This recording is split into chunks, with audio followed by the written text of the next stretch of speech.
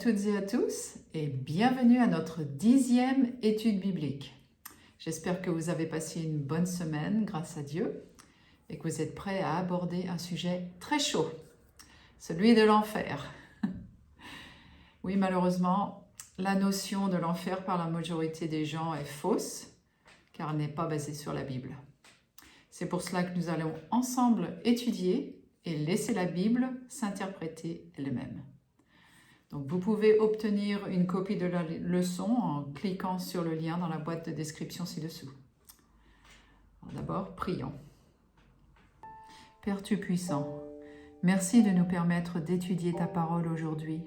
Que l'Esprit Saint soit parmi nous pour nous illuminer, nous guider et ouvrir nos cœurs lors de cette étude au sujet de l'enfer. Au nom de Jésus, je prie. Amen. Donc le titre de cette leçon est « Ville des cendres ». L'histoire est tirée du livre de la Genèse, chapitre 19, versets 1 à 29. Vous pouvez suivre l'histoire que je vais lire maintenant sur l'écran. Abraham savait que son neveu Lot commettait une grosse erreur lorsqu'il choisit d'emménager avec sa famille à Sodome. Les villes du bas de la vallée du Jourdain étaient belles et luxuriantes, mais elles étaient également très corrompues. Les gens de Sodome étaient méchants et de grands pécheurs contre l'Éternel. Voir Genèse chapitre 13, verset 13. Finalement, Dieu décida de détruire ces villes pécheresses à cause de leurs abominations, mais il envoya premièrement 2 anges à Sodome afin de sauver Lot et sa famille. Avant d'entrer dans la ville de Sodome, ces anges prirent l'apparence de 2 voyageurs. Lot vit les 2 beaux étrangers dès qu'ils entrèrent par les portes de la ville, et sachant que les rues de cette mauvaise ville étaient peu sûres la nuit, il leur conseilla vivement de se réfugier chez lui. Mais de méchants hommes les aperçut. Cette même nuit, ils se rassemblèrent près de la porte de Lot et insistèrent qu'il fasse sortir ses invités afin qu'ils puissent abuser d'eux. Lot essayant en vain de raisonner cette foule perverse rassemblée au pas de sa porte. Leur obsession démoniaque ne fit que s'intensifier et la foule commença à également menacer Lot. Dès cet instant, les anges ne pouvaient plus cacher leur vraie identité. Ils mirent Lot en sécurité à l'intérieur de sa maison et frappèrent de cécité, d'aveuglement, la foule furieuse.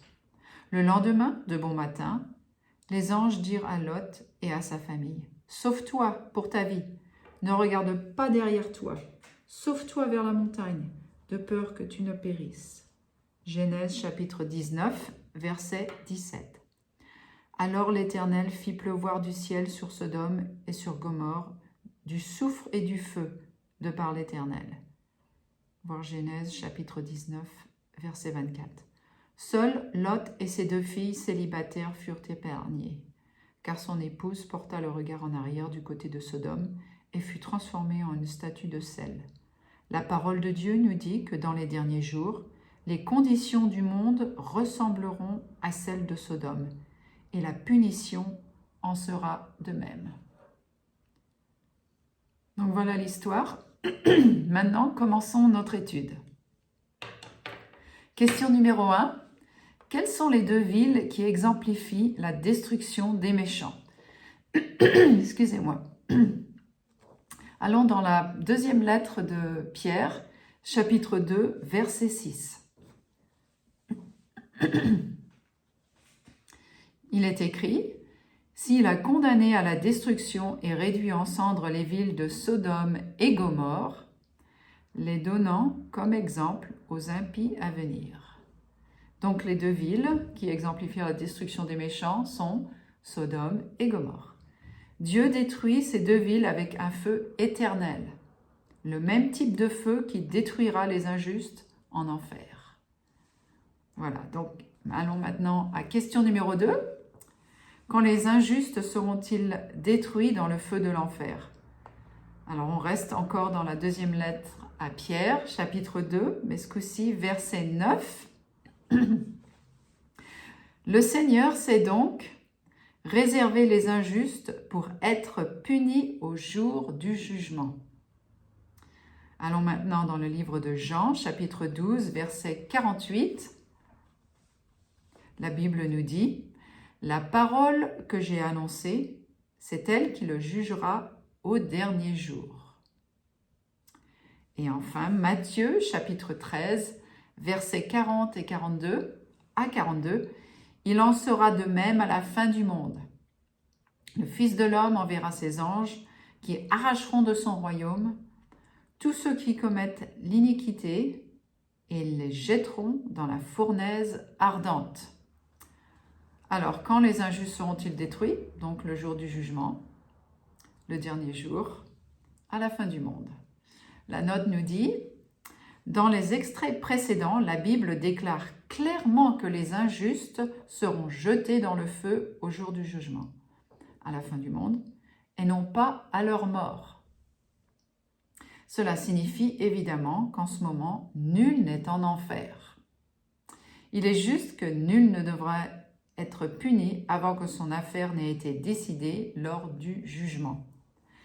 Les personnes seront récompensées ou punies lors de la seconde venue de Jésus et pas avant. Voir Apocalypse chapitre 22, verset 12. Donc oui, malheureusement, il y a cette idée, cette doctrine qui est fausse, que lorsqu'on meurt, on va soit au paradis ou soit en enfer. Mais ça, c'est erroné. Allons à la question numéro 3 maintenant. Si les injustes morts ne sont pas encore en enfer, où sont-ils? C'est une bonne question. Vu que, il est vrai, on ne va pas en enfer ni au paradis quand on meurt. Donc, allons dans le livre de Jean, chapitre 5, et lisons versets 28 et 29. Car l'heure vient où tous ceux qui sont dans les sépulcres entendront sa voix et en sortiront. Ceux qui auront fait le mal ressusciteront pour le jugement. Et la deuxième écriture, c'est Job, chapitre 21, verset 32. Il est écrit, « Il est porté dans un sépulcre et il veille encore sur sa tombe. » Donc, où sont donc les injustes qui sont morts? Ils sont dans la tombe. La note nous dit, la Bible nous assure que les injustes qui sont morts restent dans leur tombe jusqu'au moment de la résurrection qui aura lieu à la fin du monde. Ils entendront la voix de Jésus les appelant et ils sortiront de leur sépulcre et non pas du feu de l'enfer. Voilà, donc c'est clair. Les injustes ne sont pas en enfer, ils sont dans leur tombe. Ceux qui sont morts, bien sûr, les injustes morts, sont dans leur tombe en attendant que Jésus revienne. Question numéro 4. Quelle est la rémunération ou la punition pour le péché? Alors, on a déjà vu ça dans une étude précédente. Alors, allons dans la lettre aux Romains, chapitre 6, verset 23. Car le salaire du péché, c'est la mort. Mais le don gratuit de Dieu, c'est la vie éternelle en Jésus-Christ notre Seigneur. Donc la rémunération, la punition pour le péché, c'est la mort. La note nous dit, la punition pour le péché n'est pas une vie éternelle dans le feu de l'enfer. Non, non, non. Mais le contraire, la mort. Nous mourrons tous de la première mort, Hébreux chapitre 9, verset 27. Mais la Bible nous dit que la mort dont mourront les injustes est la seconde mort. Voir le livre de l'Apocalypse, chapitre 21, verset 8. Tous ressusciteront de la première mort afin de recevoir leur récompense ou leur punition. Mais il n'y a point de résurrection après la seconde mort. Cette dernière est définitive.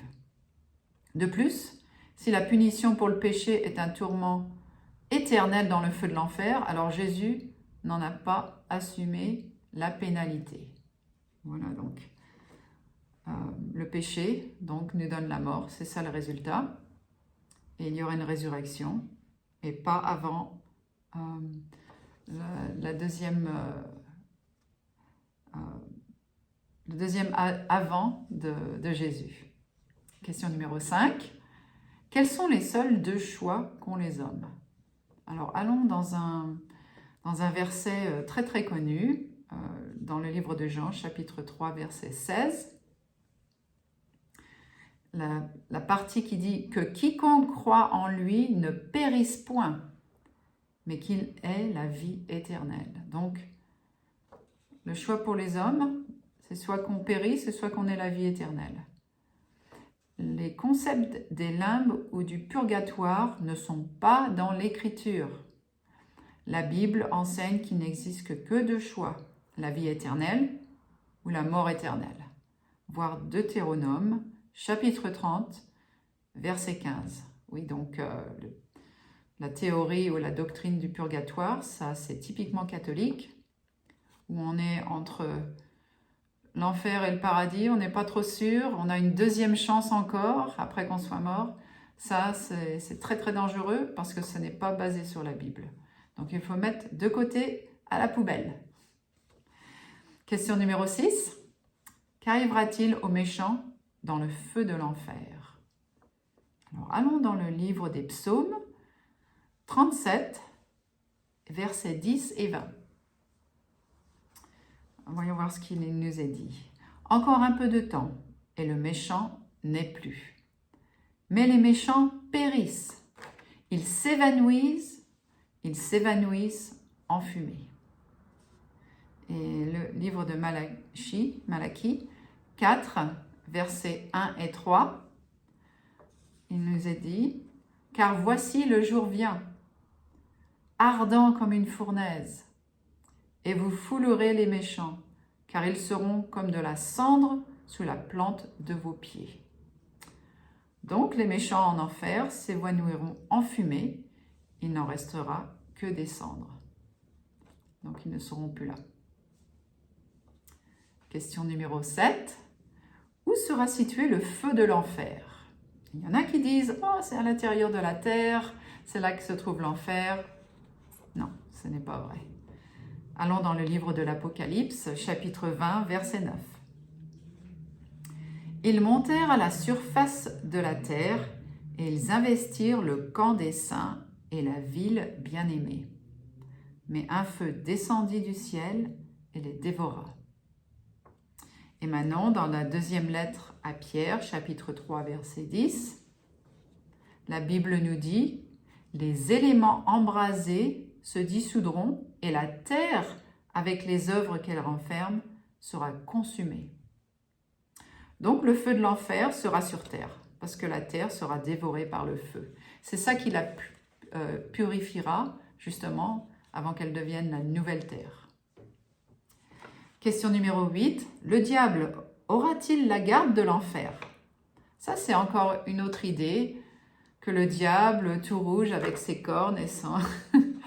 Bref, il est donc le chef de l'enfer, mais la Bible nous dit complètement... c'est pas du tout la même chose qui est dit dans la Bible. Alors allons dans le livre de l'Apocalypse, chapitre 20, verset 10, pour voir ce que la vérité est vraiment. Et le diable, qui les séduisait, fut jeté dans l'étang de feu et de soufre. Donc, s'il était le gardien de l'enfer, pourquoi il irait dans l'enfer, justement? Ça n'a aucun sens. Alors la réponse, c'est non, nous dit la note. Le diable sera loin d'être le responsable de l'enfer, car il y sera jeté. Il y sera finalement réduit en cendres sur la terre, et Dieu dit que Satan ne sera plus à jamais. Voir le livre d'Ézéchiel, chapitre 28, versets 18 et 19. Voilà, donc la vérité est dans la Bible, il suffit de la lire et ne pas forcément croire ce que disent les hommes. Il faut toujours regarder et puis vérifier et comparer les versets avec versets, comme ça pour avoir la vérité. La Bible s'interprète elle-même, contrairement à ce qu'on croit. Question numéro 9 maintenant. Les feux de l'enfer ne s'éteindront-ils point? Alors, allons dans le livre d'Ésaïe, chapitre 47, verset 14. Il est écrit, « Ce ne sera pas du charbon dont on se chauffe, ni un feu auprès duquel on s'assied. » Alors la note nous dit, « Après que le péché, les pécheurs et tout ce qui se trouve sur la terre soient détruits, le feu s'éteindra. Il ne brûlera pas éternellement. » Un éternel enfer de tourments empêcherait Dieu de se débarrasser du péché. Le plan de Dieu est d'isoler et de détruire le péché, non pas de le perpétuer. Il nous est dit dans Apocalypse 21, 5, « Voici, je fais toutes choses nouvelles. » Donc c'est vrai, si c'était un feu qui brûlait éternellement, ben, le péché ne serait jamais parti, les pécheurs seraient toujours là, donc il n'y aurait pas une fin. Allons dans la question numéro 10 maintenant. L'âme et le corps sont-ils tous deux détruits en enfer? Allons dans le livre de Matthieu, chapitre 10, verset 28, pour avoir notre réponse. Il est écrit, « Ne craignez pas ceux qui tuent le corps et ceux qui peuvent tuer l'âme. Craignez plutôt celui qui peut faire périr l'âme et le corps dans la guéhenne. Beaucoup croient que l'âme ne meurt pas, mais Dieu dit à 2 reprises que l'âme qui pêche, c'est celle qui mourra. » Voir Ézéchiel chapitre 18, versets 4 et 20. Ainsi, selon l'Écriture, le méchant, corps et âme, sera détruit dans le feu de l'enfer. Il est bien dit que au paradis, il n'y aura rien qui souillera donc l'environnement. Et la chose qui souille l'environnement, c'est le péché, les pécheurs, etc. Donc là, c'est clair et net, dans Matthieu 10, 28, tout sera détruit des méchants. Question numéro 11 maintenant. Pour qui le feu de l'enfer sera-t-il allumé? On reste dans le livre de Matthieu, chapitre 25, verset 41. Il nous est écrit, « Retirez-vous de moi, maudits, allez dans le feu éternel qui a été préparé pour le diable et pour ses anges. » Donc, le feu servira à détruire Satan, ses anges malfaisants et le péché. Si je refuse de me détacher de ce fléau qu'est le péché, je serai aussi détruit avec lui. Car si le péché n'est pas détruit, il contaminera à nouveau l'univers. Et ça, c'est quelque chose qui nous a été promis, que l'univers n'aurait plus de péché, il n'y aurait plus rien qui souillerait l'environnement. Donc, tout ce qui est maudit, tout ce qui est malfaisant, méchant, le péché, la mort, même Satan et ses anges également, tout sera détruit. Question numéro 12. Comment la Bible se réfère-t-elle à la destruction que réserve Dieu aux méchants? En retournons dans Ésaïe, chapitre 28, verset 21. La Bible nous dit, « Car l'Éternel s'irritera pour son œuvre étrange, pour exécuter son travail inouï. » Donc Dieu ne peut supporter l'idée de détruire ceux qu'il aime. Le Seigneur ne voulant pas qu'aucun périsse, mais que tous arrivent à la repentance. Deuxième lettre à Pierre, chapitre 3, verset 9. Il leur dit constamment, « Revenez, revenez de votre mauvaise voie, et pourquoi mourriez-vous » Ézéchiel 33, 11. Le fait de détruire des personnes est si étrange aux habitudes de Dieu que le feu de l'enfer est appelé son œuvre étrange. Dieu veut sauver chacun d'entre nous et il n'abandonne pas ce désir. Avant qu'il ne soit détruit, chacun des méchants admettra que Dieu a été juste dans son jugement. Voir la lettre aux Romains, chapitre 14, verset 11. Donc c'est quelque chose que Dieu ne veut pas faire, il ne veut pas tuer. Il veut que chaque personne revienne vers lui et soit en repentance. Donc, c'est-à-dire arrêter de pécher et de changer sa façon de vivre, de faire sa volonté et d'être obéissant à ses lois. Il ne veut pas qu'on soit détruit. Mais le choix est le nôtre. Dieu ne force pas son amour sur nous. Il veut qu'on fasse le choix de le servir ou de ne pas le servir, donc de lui obéir ou de ne pas lui obéir. C'est notre choix. Après, les conséquences sont les nôtres. Question numéro 13. L'expression biblique « feu qui ne s'éteint point » n'indique-t-il pas que le feu se n'éteindra plus jamais? Donc, retournons dans le livre de Matthieu, chapitre 3, verset 12 maintenant. Il est écrit « Il nettoiera son aire et il amassera son blé dans le grenier, mais il brûlera la paille dans un feu qui ne s'éteint point. » Donc, lisons la note. Alors, la réponse simple, c'est non. Un feu qui ne s'éteint point ne peut être éteint. Cependant, une fois qu'il a tout brûlé, il s'éteint de lui-même. Par exemple, dans Jérémie chapitre 17, verset 27, il nous est dit que si le peuple de Dieu n'était pas fidèle, il allumerait un feu à Jérusalem qui ne s'éteindrait point. Et les Écritures déclarent que cette prophétie a déjà été accomplie. Ils brûlèrent la maison de Dieu, ils démolirent les murailles de Jérusalem, ils livrèrent au feu tous ses palais, afin que s'accomplisse la parole de l'Éternel prononcée par la bouche de Jérémie. Voir deuxième livre des Chroniques, chapitre 36, versets 19 et 21. Ce feu ne pouvait pas s'éteindre avant qu'il eût tout consumé. Ensuite, il s'éteignit. Ce feu à Jérusalem ne brûle plus aujourd'hui, bien que la Bible appelle le feu qui ne s'éteint pas. Donc bien sûr, un feu, quand il y a des incendies, l'incendie s'arrête à un moment quand tout est brûlé, quand tout est consommé. Donc c'est ça que ça veut dire. Question numéro 14. Le terme « feu éternel » ne signifie-t-il pas « feu sans fin » ? Alors, allons dans le livre de Jude, le 7e verset. Il n'y a qu'un chapitre dans le livre de Jude. Et c'est écrit que Sodome et Gomorrhe sont donnés en exemple, subissant la peine d'un feu éternel. Alors, je vais vous poser la question. Est-ce que Sodome et Gomorrhe aujourd'hui est toujours en feu? La réponse, c'est non. Lisons la note pour voir ce qu'ils nous disent.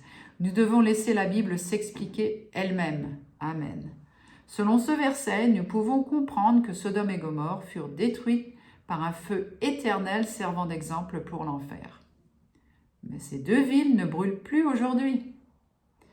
Elles furent réduites en cendres, voir le deuxième livre de Pierre, chapitre 2, verset 6, et c'est ce qui fait un feu éternel.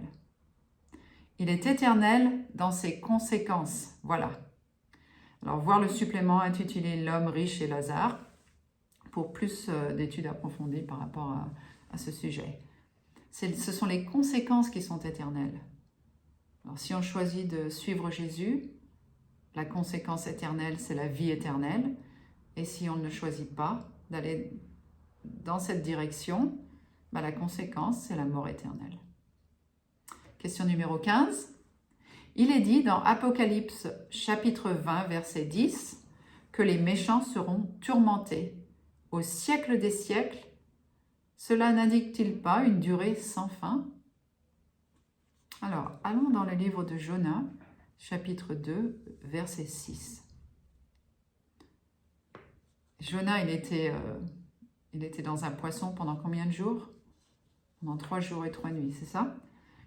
Alors il est dit, les barres de la terre m'enfermaient pour toujours. Est-ce que nous, on n'a pas tendance à dire des choses comme ça? Par exemple, on va chez le docteur et on attend éternellement qu'on soit vu. C'est pareil, c'est pas éternellement, donc c'est une expression, quoi. Alors la réponse, c'est non. Jonas fut dans le ventre du poisson 3 jours et 3 nuits. Voir Jonas, chapitre 1, verset 17. Cependant, il dit qu'il y était pour toujours. Je suis sûre que cette situation lui semblait durer pour toujours. La traduction grecque du mot « pour toujours » est « siècle des siècles ». Apocalypse, donc chapitre 20, verset 10. Cette expression exprime une période de temps non spécifiée. Limité ou illimité. Le terme « pour toujours » est utilisé 56 fois dans la Bible et fait toujours allusion à un événement déjà passé. Par exemple, l'expression « pour toujours » décrit ici la vie d'un fidèle esclave, voir Exode chapitre 21, verset 6. Et dans un autre passage, la même expression signifie 10 générations, Deutéronome chapitre 23, verset 3. Lorsque l'homme est concerné, pour toujours se traduit souvent par aussi longtemps qu'il vit. Donc jusqu'à la mort, en fait. Voir le premier livre de Samuel, chapitre 1, versets 22 et 28. Donc voilà, c'est clair. On a la réponse. Donc quand on dit attendre éternellement, on sait que c'est une expression, mais ça ne dure pas éternellement, bien sûr. Question numéro 16 maintenant, on arrive à la fin, bientôt. Encore 2 questions après celle-là. Après que le péché et les pécheurs soient détruits, que fera Jésus pour son peuple? Alors, allons dans la deuxième lettre à Pierre, chapitre 3, verset 13, pour avoir notre réponse. Mais nous attendons, selon sa promesse, de nouveaux cieux et une nouvelle terre, où la justice habitera. Et après, Apocalypse chapitre 21, verset 4, il nous est dit « Il essuiera toute larme de leurs yeux, et la mort ne sera plus. Il n'y aura plus ni deuil, ni cri, ni douleur, car les premières choses ont disparu. » Donc que fera-t-il? Que fera Jésus pour nous? Il nous créera des nouveaux cieux et une nouvelle terre. Et après, on n'aura ni douleur, ni cri, ni pleurs, ni mort, ni maladie. Donc c'est ça qu'il recréera tout pour nous. La note nous dit, sur les cendres de ce monde purifié, Dieu créera de nouveaux cieux et une nouvelle terre. Il promet une joie, une paix et un bonheur indescriptibles pour toutes les créatures vivantes et pour l'éternité. Amen. Amen à ça. Donc voilà, généralement, quand on brûle quelque chose, ça détruit tous les, par exemple des bactéries, des germes, choses comme ça. Donc là c'est pareil, ça purifie, il purifiera la terre en la brûlant. Question numéro 17. Le problème du péché surgira-t-il de nouveau? Dans notre étude, quelques études avant, on a vu que la réponse c'est non. Dans Nahum, chapitre 1, verset 9, il est dit « La détresse ne paraîtra pas 2 fois. » Donc non, la promesse est précise, le péché n'apparaîtra plus jamais. Voir aussi Ésaïe, chapitre 65, verset 17. « Car je vais créer de nouveaux cieux et une nouvelle terre. On ne se rappellera plus des choses passées, elles ne reviendront plus à l'esprit. » Quelle bonne nouvelle! Ne plus avoir le péché, les pécheurs, la mort, la maladie, tout ça autour de nous. Et on aura des nouvelles choses toutes recréées, toutes neuves pour nous. Des choses qu'on n'a jamais vues, que l'œil n'a jamais vues, l'oreille n'a jamais entendues. Quelle joie!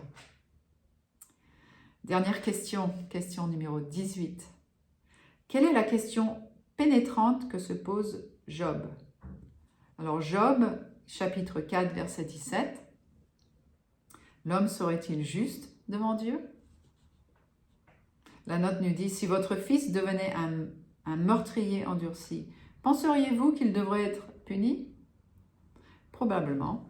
Mais voudriez-vous qu'il brûle vivant dans le feu, dans de terribles souffrances, ne serait-ce que pour un jour? Bien sûr que non. Vous ne pourriez pas le supporter. Il en est de même pour le Seigneur d'amour. Il ne peut supporter de voir ses enfants dans une si grande torture. Cela aurait été plus cruel que les pires atrocités des guerres. Dieu est-il ainsi? Bien sûr que non. Un enfer éternel de tourments serait insupportable à Dieu et diamétralement opposé à son caractère d'amour et de justice. Voilà, donc c'est la fin de notre étude. Maintenant, on sait ce qu'est l'enfer, où il se trouvera, quand elle sera. Et maintenant, j'ai une question d'appel. Jésus veut plus que tout que vous demeuriez dans son nouveau royaume glorieux. Il désire que vous occupiez le manoir qu'il vous a préparé. Choisirez-vous aujourd'hui d'accepter son offre? Alors, j'espère que vous dites oui à cette question. J'espère que cette étude vous a ouvert les yeux et que vous continuerez d'étudier avec moi d'autres sujets importants comme celui-ci dans les semaines qui viennent. Prions ensemble. Père Céleste, merci d'avoir permis à ta parole de nous enseigner aujourd'hui concernant l'enfer qui ne brûlera pas éternellement. On a appris également que Satan, les méchants et la mort seront consumés dans le feu, dans ce feu, et que le péché n'existera plus jamais. Continue à nous accompagner sur notre chemin en quête de toute vérité et à nous aider à changer notre vie pour devenir un vrai disciple de Jésus. Au nom de Jésus-Christ. Amen. Un très grand merci pour votre participation à cette étude aujourd'hui.